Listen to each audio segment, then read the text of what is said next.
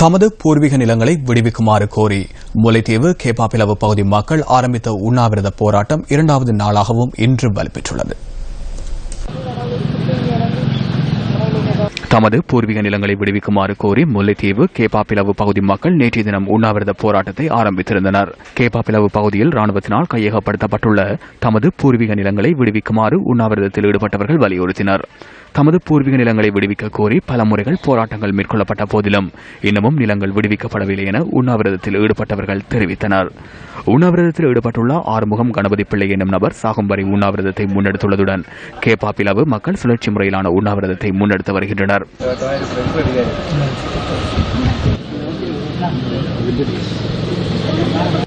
மக்கள் உண்ணாவிரதத்தில் ஈடுபட்டுள்ள பகுதிக்கு வடமாகாண சபை உறுப்பினர் ரவிகரன் விஜயம் செய்துள்ளார்.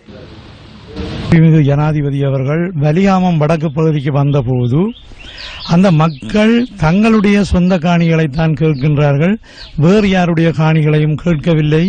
ஆதலால் அந்த தங்களுடைய சொந்த காணிகளை அந்த மக்களுக்கு வழங்க வேண்டும் என்ற ஒரு கருத்தினை தெரிவித்திருந்தது அனைவரும் அறிந்த விடயம். அதே போல்தான் கேப்பாப்பிலவு மக்கள் தங்களுடைய சொந்த காணிகளைத்தான் கேட்கின்றார்கள், அந்நிய காணிகளையோ அல்லது வேறு காணிகளையோ கேட்கவில்லை.